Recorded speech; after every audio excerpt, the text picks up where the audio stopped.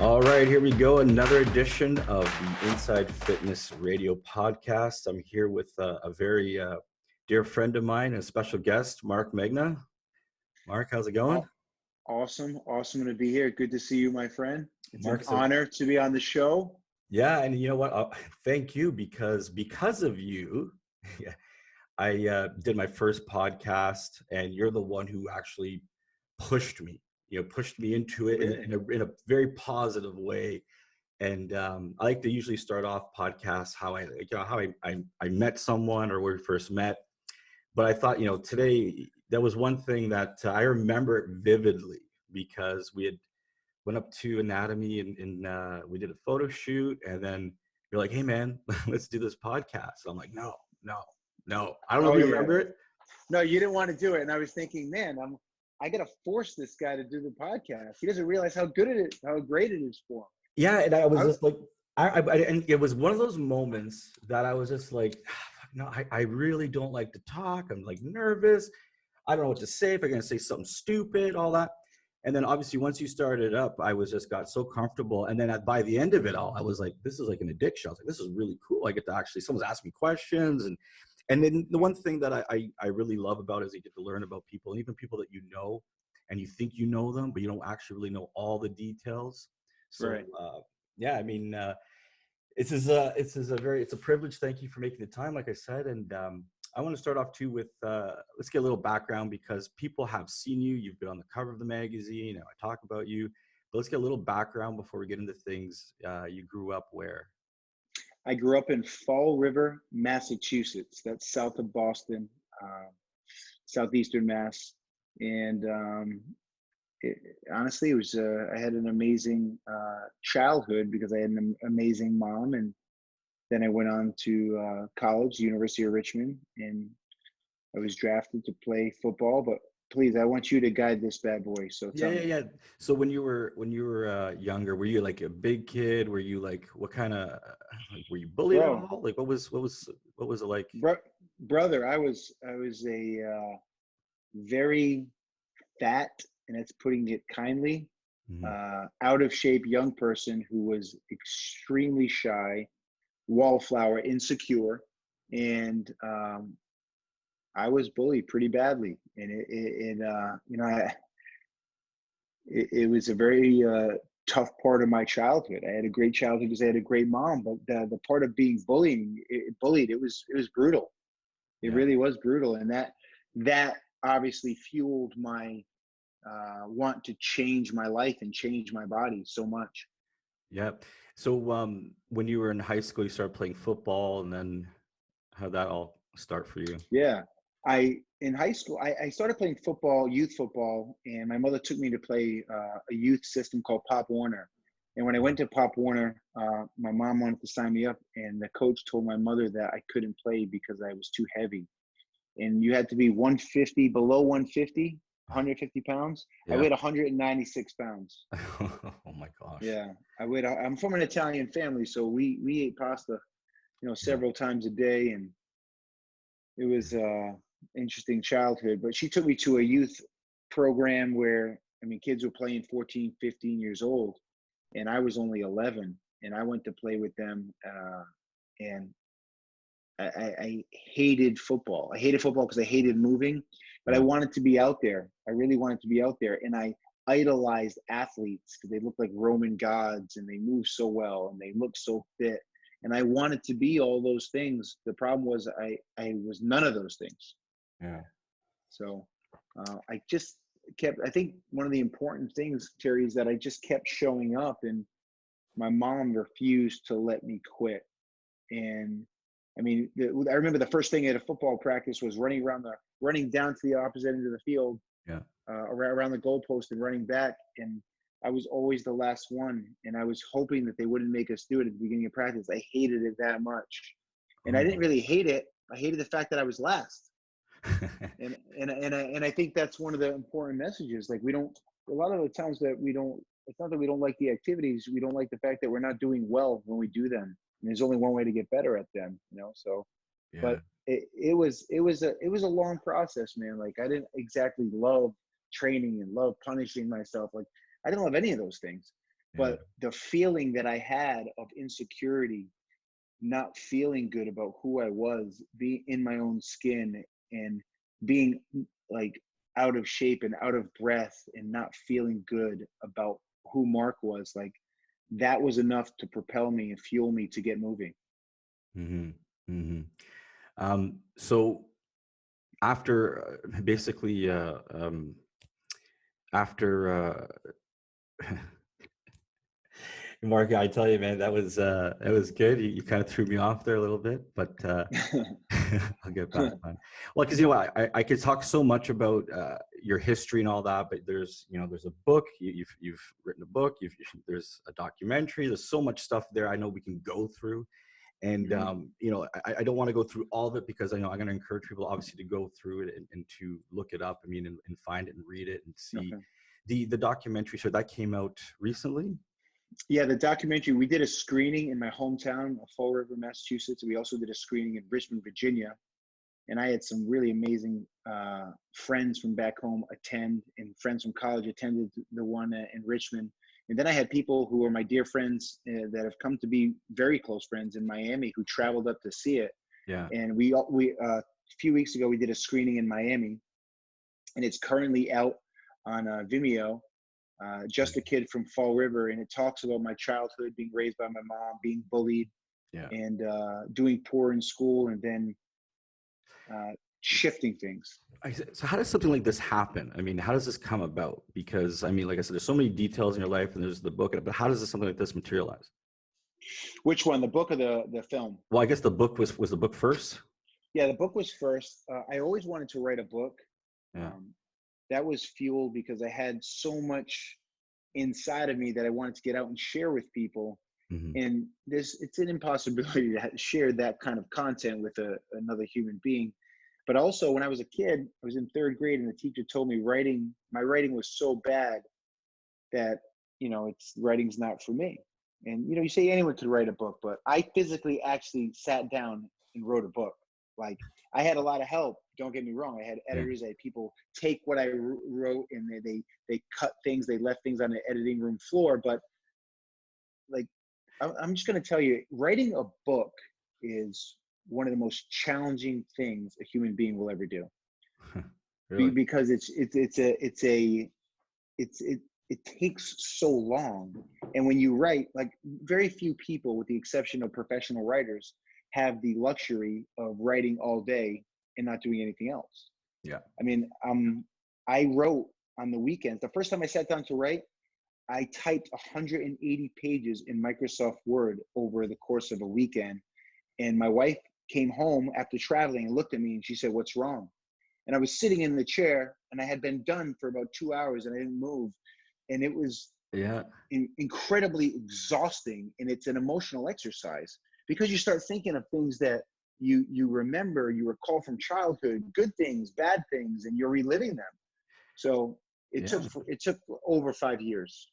Oh, wow. That's quite Yeah, the process. I mean, that's yeah, it's and I can understand that. Obviously, I mean, I'm not really a writer. I've worked with lots of writers and all that, and I always wondered because I had people in the office and they'd be sitting in cubicles. I'm like, how the hell are you guys writing at like 9 a.m.? Like, how do you? right, right, Because for me, it's like I have to be in that space. I have to be in that zone to get creative. I've had to do a couple pieces where it was like you look back in history, what we've done and all that, and I can only imagine, yeah, how exhausting it is because I mean, we put together call magazines, but books every 2 months, but it's different because there's templated things there. You know what I mean? So it's right, not like right. feature well. So the main stories and the covers that takes the creativity and the juice, right? Yeah, So yeah. I mean, so we are doing this. You're writing this book. How long ago did you start that? Because you also obviously started. You had a business and you have a lot of Yeah, things going on. I mean, yeah, you're one of the busiest guys that I know. yeah. Well, I my schedule from early Monday morning to Sunday afternoon was absolutely insanity. I would train, like, at the time when I started, I was training like 10 to 13, 14 people a day, just personal training sessions. I was also training at a performance institute, um, where we had professional athletes, and I had like no time. But my treat, my luxury, my reward was sitting down and just writing about stories. Now, Terry, you said that you're not a writer, but it's interesting. Every day, most people, at least I think most people nowadays, are on Instagram, Facebook, social media, and they write. Mm. So if you took the consolidation of every post that you write every day, you have a book. Yeah. So people just they say like, I want it to sound good. I want it to be perfect. I didn't want it to sound good. I just wanted to get it down on paper. And then when I went through it, I had to decide, this is one of the most challenging parts of writing a book. I had to decide, like, that may be interesting to me, and I probably love that story personally, but is anyone else going to love that story? That's why I needed help from editors. And I've had a dozen people. I had people come in and help me with that book who changed everything. And at first I loved it. And then I realized, I appreciate their help, but that's not the direction I want to go. So I went back to the original.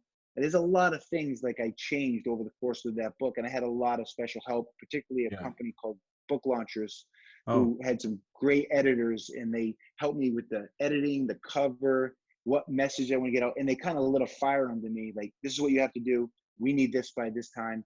It's called Book Launchers. They were just book terrific. launchers. And Yeah. how did you find them? Someone told you about them, or? Yeah, a friend of mine who has helped me with the editing, he was in LA, and he's like, look, I've taken this as far as I could. What he would go through is he would fix, vocabulary, punctuality, not punctuation, excuse me. And now then he said, look, you got to do the cover, you got to do the chapters, you got to do the breakdown. And they kind of split that up and did the organization of it, because listen, I've never written a book Yeah. ever. I think And that's it. so, And you touch on something that's really important, right? Like, you're a very busy guy. There's only so many things you can do in your life. And you have to also right. realize, and I say this to my kids too, it's like, where you're strong, you should focus on. Obviously, where you're weak, you can get help. There's things that will help you because you work together. You know what I mean? Like, same Right, thing. right. Editors. Question. So when you were not too happy with what was going on, what was it that was bothering you? Was it like the tone? Like, cause it's, what was setting Well, you off there? If there was. it's like, it's a book is you write a book for a few different reasons, right? You write a book to make money. You write a book because you want you want to tell your story. I didn't write a book for money. I wrote a book because I wanted to get my story out there. Yeah. And I knew that if you're a single parent, you'll love this book.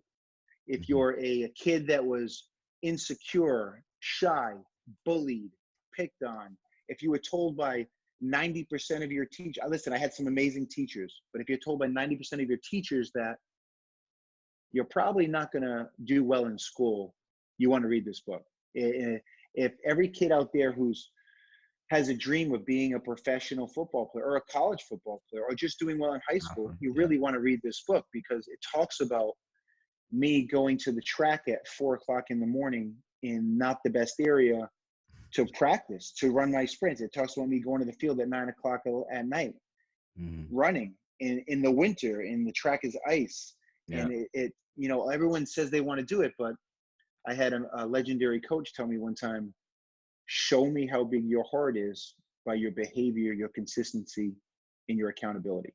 And I would think, like, I would get myself out of bed at 14 years old, put on 3 pairs of sweatpants, 3 sweatshirts, a winter hat, and go running through the streets of Fall River, and no one was standing over me telling me to do it.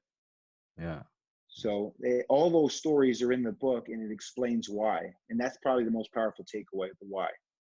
Yeah, it's great. I mean, it's crazy. I love the idea, like I said, of something materializes. Obviously, there's always gonna be stumbling blocks. People think things just happen. I get this sometimes, like, oh, it must be nice, or it's easy, or sometimes they think it looks easy. But obviously, having help and advice, works. And I mean, kudos to you. Writing a book is a very, very, very big accomplishment. I mean, it's a huge thing. One day I would like to do that, and certainly maybe I'll look up You will, launches as you well. will, you will. And yeah, they'll help you out. They're a great, great company. So, I mean, a couple of things I want to get into is fitness modeling, because you're a football player, you played the CFL too, and all that. After football, so you're this guy. I mean, obviously people knew who you were. Your ego must have been very well fed when you were playing football. And then after football, what Oh happened? yeah. You know what's interesting about playing professional sports in general? You you you must create this larger than life ego, I believe that, or persona or energy, just to compete with these lion type people who are like killers. Hmm. And you need that, because if you're not that, like, everyone has that, but do you have it just on the field and not off the field, or do you have it both? I kind of had it a little bit of both. And I Yeah. realized that when I stepped away from football, the thing that humbles you immediately is that the people that used to ask you for things, hook you up, and take care of you, they don't return any of your calls. Yeah. They Yeah. immediately stop returning your texts and your calls. Yeah. And listen, I tell this story often. I had to come after playing in the NFL and the CFL. I went to Miami, and I was a ramping trainer at a corporate gym, picking up weights, cleaning floors, and I didn't exactly blow through my money, but I used my money to do certain things for the people I loved and cared about, and I'm very proud of that. Yeah. But that being said, I didn't have a ton of money stored away. I didn't. Yeah. And whatever I had, I lived off of. And in Miami, I went to Craigslist and rented out a room with two roommates in Miami. Yeah. And I just posted a picture of it. I was with a law student and a former Marine from Indiana. We had a 3-bedroom house that we rented in Miami Beach. They Yeah. were complete strangers. Yeah. And this is post NFL career. Yeah. So, I mean, I was humbled beyond, we have moments, right? I was Yeah. humbled. And then as we ramped, as we had some success, I think most people may not know this or realize this, or maybe they did, but I started to get ahead of myself even a little bit, maybe last year. And I had to humble myself again, because my behavior wasn't conduct that I was proud of. And to be quite honest, I was a bit embarrassed, because we create this thing where we believe we're the hardest worker and we do all these things and everything's because of us. Hmm. And it's really such an ego filled state that we forget about all the people who helped us get where we are. Yeah. And it's cliche to say now, but there really are. Everyone says, I'm a self made guy. There are no self made guys. Everyone gets help. Now, you could be the most ignorant person in the room and not credit or appreciate the people who have helped you, but you didn't do it alone. Everyone who thinks they have all the answers and they're really awesome at what they do, I appreciate the confidence, and I appreciate the fact that you have to think highly of yourself to do well. Yeah. But I think people need to practice being humble and practice just, appreciating the people who put you in a position to be successful. I really believe that. Yeah, I think that you hit a nerve there with me. I mean, there's people before us who've done these things. I mean, they may not have done exactly the certain things we've done, but they've always been, they've set the way. And I mean, I think it's key. So let's talk about anatomy, because I mean, being a leader, I mean, I remember Arthur telling me about it. He was like, "Hey, yeah, I'm gonna go do a photo shoot in Miami at this gym, and it's got like red turf and a chandelier." And I'm like, "What the fuck?" I go, "What are you talking about, man?" I go, and I go to a lot of gyms. I've been doing this for so many years. I'm like, "What are you talking like chandelier? Who the fuck's up?" He's like, "Oh, Mark's new gym." And I'm like, "Oh, okay. I mean, whatever." So how did that so going from, obviously a trainer, there's so many different things that we could hit on. We don't have so much time. So, from being a trainer and all that, and then opening up anatomy, how did that all begin? And So I had a friend who saw me, putting in a lot of hours, like we all do in that really important ramping period of your life. And he said, you're you're exhausted, and if you keep up this schedule, it's not going to be good. You have to figure out something else to do. And I said, man, training's my life. I love training and I love being around people. I love helping people. And he said, well, what about your own place? And I said, I would love to do that, but I need help putting that together. yeah, And then as I was working on that, there was another guy who was also friends with the same friend who was helping me trying to improve my life, hmm, who wanted to create a gym. And I have business partners. I have two business partners. They're both incredible human beings. yeah, And it was my first business partner, Chris. It was his idea to do a spa and a high-end gym. yeah, And he wanted a red carpet, like red carpet from Miami, and a chandelier. And, we met, and it turns out like we were a very good pair to work together. Mhm. And it was, let's create an atmosphere that, number one, is positive. Like we have, you know, when you go to the gym, it's confrontational. You have guys that are super jacked, and it can Yeah. be a little intimidating, right? Not all those guys are great people, right? Or girls. Yeah. And, you know, we wanted to create an atmosphere that's very secure. People are feel like they're safe. Yeah. We're there to help you. And it's like, when you walk out of here at the end of the day, it's, man, I feel like I was zapped with the energy bug, and I feel amazing. But as far as the chandelier and the red carpet, I credit my business partner for that, and Yeah. my other business partner, Randy, for giving us an opportunity and believing in us, because that's exactly what he did, and we wouldn't be here if it wasn't for him. Yeah, I mean, it's obviously an amazing concept. I was blown away. We've done a bunch of shoots down there. If anyone, I always tell people who live up here in Canada, if you're going down to Miami to check it out, you know, try and get in there. And obviously you've expanded. Thank I you so mean, much. Thank yeah, you. Mark, like I said, and you've expanded. So we did a video shoot and a photo shoot at Right. this was your second location that opened up in Midtown. Right. So we have a second look. We have our original location is in Miami Beach. That's in Yeah. Sunset Harbor. Yeah. But that all of our locations have personal trainers. Our personal trainers at Anatomy called Body Architects. I'm really proud of them all. Mhm. They're really knowledgeable. They're hardworking. They work long hours. Their job's not easy. Mhm. But we have personal trainers. We have group fitness. We have spa. We have a sanctuary. We have an infrared sauna, cold room, cold plunge, hot steam room. Yeah. We offer a lot of different things. We have an outside turf area for sled work and for drills outside.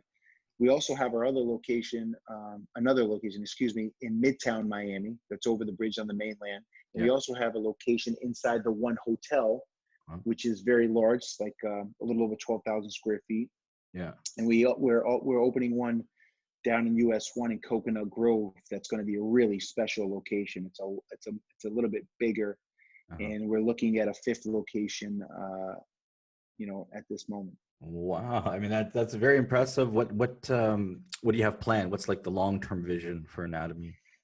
The long-term vision is try to grow this brand in the most positive way and get it to the masses and try to get it to as many people as possible. And this is for people who not just want training. Is it a training gym? This is a gym for our community. This is for people who want to be around others, who enjoy camaraderie, enjoy pushing each other, but enjoy being around good people who care about each other, man. Like Mhm. we have people that come to this gym where they have gyms that are bigger than ours, and we have a really beautiful space. I Yeah. mean, they're I don't know if you're a server at a nightclub, if you're working in a restaurant industry, if you're, extremely wealthy in finance. Mhm. Like we have all types of people here, and I'm really proud of our team. I'm proud of the community. I'm proud how they gel together, and Yeah. you create something where the environment is really special. Yeah. I think, like I said, it was very unique. I mean, years ago when you started, now there are obviously there's gonna be copycats, people who try to imitate certain things, and Yeah. that's Oh, I think Terry, I see a lot of chandeliers in gyms now, man. yeah, A I lot of know. So chandeliers right, in where you gyms. tell Yeah. someone now, they're like, "Oh, okay, I've seen Chandler," but I mean, years Yeah. ago, where there was something Yeah. different, and I mean, that's Yeah. that's always. I mean, I think it's always going to happen, especially in the Of gym course. business. I've opened a couple gyms myself, and I had those partners, and in the first one, there was fights. I mean, it was very difficult because Yeah. you may have a vision of what you want to do. The other guy has got this vision, but then getting it together and aligning it, and then having obviously everyone agree, so you have to have that, and I do. I Sorry, you're gonna say, were you gonna say something? Yeah, no, I'll tell you that to probably up what you said about, there was a lot of fights when you open the gym with your partners, right? Yeah.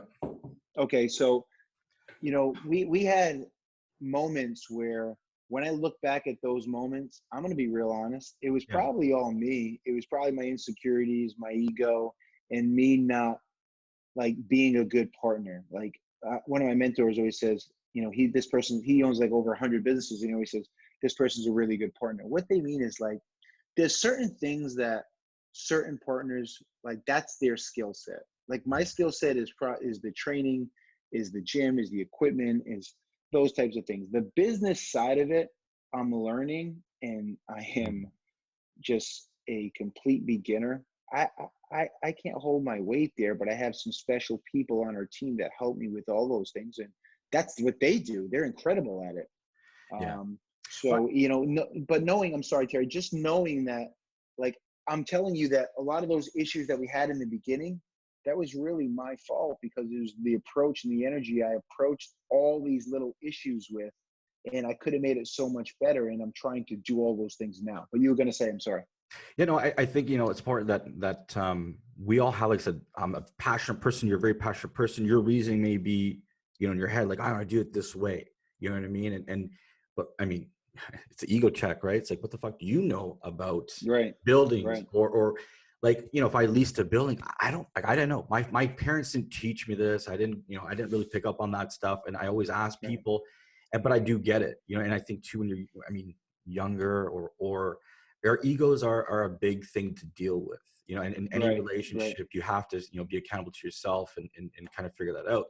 And then realize too, it's like, not everyone's always going to be right. There's ways to, to have a discussion.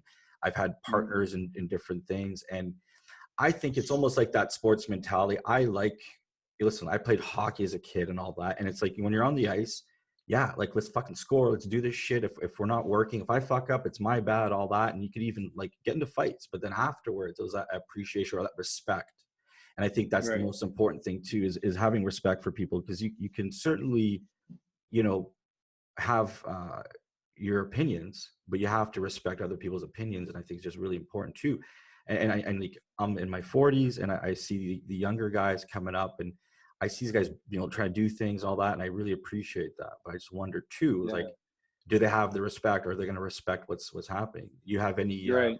insights or anything about millennials or the younger people? Because then we always kind of say things, but what's your thoughts on I loaded think, question? yeah, I read an article the other day. It was why a letter from a millennials to their bosses, and why their bosses failed them. Yeah. And it was a very interesting perspective, and the claim was that their boss didn't inspire them. And I think I've had two types of millennials. I had the millennial that comes into work at like 9 o'clock in the morning, and we know personal training starts early. And I said, look, I can't put you in a position to be successful if you don't show up. Hmm. So at least the person needs to take some accountability and be responsible. And I mean, I've had people that they want to do it their way. Like, I understand everyone wants to just shoot content and be a star. I get that. Yeah. But conversely, there's probably a reason why most people don't want to do it the old school way. And that's the beauty, Terry. Like, the old school way, or just do it like working a job and going to a business and working for someone else. Like, there's a lot. The reasons that someone would do that is because there's a lot to learn. Hmm. And no one wants to do that because it takes time. And how much time? And you're in your 20s, you have time. Yeah. You have time. You're in your 30s, you have time. So get those lessons, grab all those things, and make yourself better. But I don't think millennials are bad. I had a millennial do an internship with us. I gave him a week's worth of work. He was done in 2 hours. Hmm. You know why? Because he was just motivated. He's a great kid. He has a great mom. Yeah. And I was just so impressed with his speed of work. So there's different types of millennials. Like, I don't think millennials are bad. I just think we have to do a better job engaging them. And Yeah. there's a book called the Five Love Languages. There's also a book called the Five Languages in the Workplace. And you have to understand what drives that person that is working with you or on Yeah. your team, and what they value. If you don't understand what they value, you can forget about them working hard for you. You Hmm. have to understand what they value so you can put it in context, and you can help lay it out for them to put them in a great position to succeed. Yeah.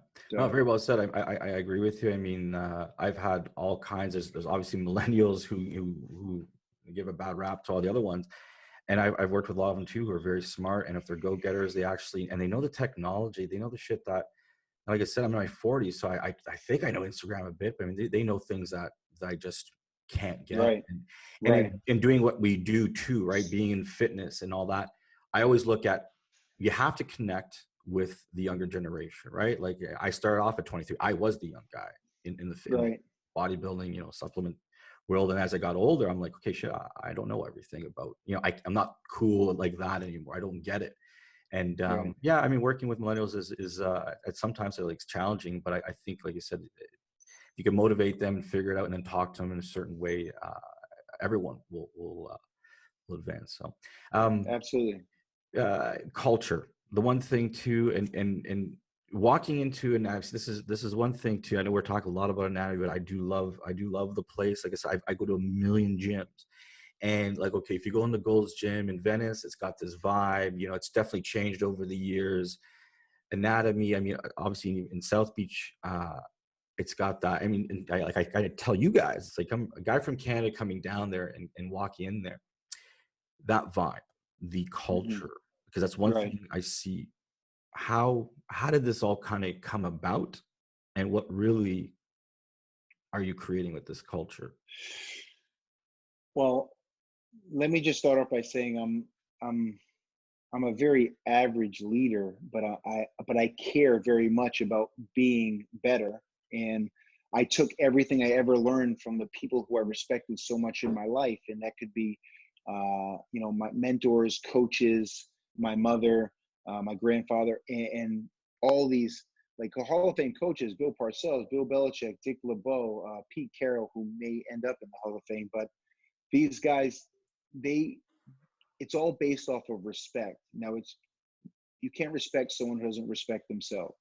Yeah. So if someone respects themselves, they'll have a great appearance. They'll have a great. They're well groomed. They speak in a way where they're very respectful to the people around them. They consider other people first. We always say the most important person in the situation is not you; it's the other person. But that starts with the way I act Mhm. and the way the other owners act, and then the way our leadership acts at all three locations. We have wonderful leaders at all three locations. The one hotel has great leaders.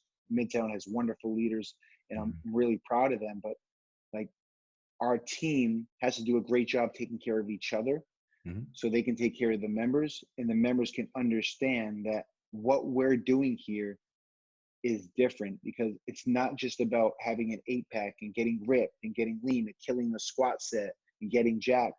It's all of those things, but Mhm. it's more than that, because this is our entire life. This is our lifestyle. Yeah. There's no off season to a lifestyle. This is what we do. And we want you to come here. We want you to come back, and we want you to make this your home, and then bring your family, bring your friends. And then when we expand all over the country, people will understand I want to be there because I know the service that I get is that of people caring about others. And I think that's what makes us special. But it's special because of our team. Our Mhm. team has created this culture. The way Mhm. they work long hours, they care about each session. It doesn't matter if you're the first session at 5 a.m. or you're the last session at 8 or 9 p.m. They treat everyone the same. I think it's amazing. Like I said, walking into anatomy, if anyone's down in Miami, any of the Canadians going, that you have to go check it out. And I always tell people, if you can, and Mark's a very busy guy, go say hi to Mark, because Yeah, Mark, please do. yeah, yeah, I'll say there's so many things we can get into, but we've got so much time.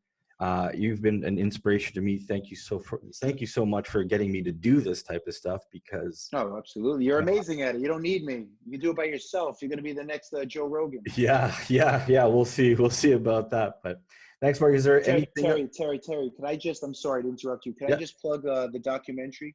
yeah. Yeah. I was gonna say what. So the Yeah. documentary, you did the release. Yeah, the documentary, we talked about it before. It's currently on Vimeo. It's going to be on uh, Amazon, and I believe it's going to be on iTunes. But you can look on Vimeo right now. Vimeo. Is it for Google everyone search. then? So Yeah, that's everyone. international, Yeah, right? Okay. right. Just a kid from Fall River, and my dear friend Randy West Yeah. is the director. He's the producer. He's the creator. He's everything. He did this whole thing by himself. Yeah. He's married. He's got 2 kids. He has a video. He has a business. He's an incredibly talented human being, and I'm honored that he did this. And on the subject, but go watch this film if you're a single parent, if you're a athlete, if you're a student, if you're a struggling student, if you were bullied, if insecurities, whatever it is, if you have big goals, go watch the film. Just a Kid from Fall River. The director is Randy West of Randy West. Monarch Productions, and he crushed this. We had a guy from ESPN who makes documentaries at the showing, and he thought it was amazing, and that was one of the biggest compliments ever. Really. Awesome. I mean, I'm gonna go watch it myself. I'm gonna watch that tonight. You know, Mark, I think it's Thank fantastic. you, We'll bro. post some stuff on our social media and where people can obviously go watch it and all that. Thank So, you. Thank you very much. I really appreciate it. all right. And Thank you. Anatomy's coming to a city near you. You know, hey, Toronto. That's Toronto. right. All right. Maybe next. We'll see. All right. Thanks. Thank you very much, Terry. Thank you, guys. Have an amazing week, and look forward to seeing you in Miami, Terry. All right. Cool, man. Thank you very much. I appreciate it. Yeah, no, I appreciate it. I'll let you know. I'll send you a text and I'll if you can. I think you did send me emails with the images and all that. But if you have any videos, Mark, anything I could do to promote on our social media, do not hesitate. Tag me in it. Like, it's just remarks. Okay. I run the Inside Fitness account, so please. Okay. And honestly, too, man, if you have print ads, if you guys, Mark, I have space, so just send it Really? to me. I'll send you the Oh, media. that's amazing. That's it. We're Seriously. gonna create it. We're gonna create it, and we're gonna send it. And you let me know whatever it takes, because I need that, Terry. We got to do this because this guy is a special human being, and I Yeah. firmly believe. You watch it. You tell me what you. I know you're a busy man, but tell me what you think, and hopefully it really does help people. I'm gonna send you the link right after we get off the phone. Okay? Yeah, you know, for sure. Like I said, and anything I could do. I mean, I love that you're inspiring people. It's like giving, you know, I have kids, man. It's like we gotta Yeah. help them. You know what I mean? And that's Yeah. all the things I want to do. So anything I can do, I'm gonna send you the media kit. Please just have them create. If there's any content stuff you want me to put in there, trust me, man. I got 164 pages, right? So Wow. I've got Love that. room for you, and you know what I mean. People, we sell this, Mark, and that's the trend. But for people that I love, that people that I respect, you know what I mean? And the message is there. So I want to obviously communicate it. And that's one of the things I want to do more of this year. And that's why I'm kind of doing these podcasts is to get into more of the motivation side. You know what I mean? Like you and I, man, Right. there's a million things. I know I could I spend know. hours, but that's Oh, probably the absolutely. challenge. So, you know, maybe we'll Right. do Right. like I said, anything I could do, you let me know. Anytime. Cool. Listen, you're the man. I think the world of you. You've always been so kind to me and genuine. If I can do anything to help you, please let me know. All right. Thanks, man. Okay, buddy. All right. Appreciate it. Best to your family. Have an All amazing right. weekend, brother. Thanks. You too. Bye. Okay. Bye bye.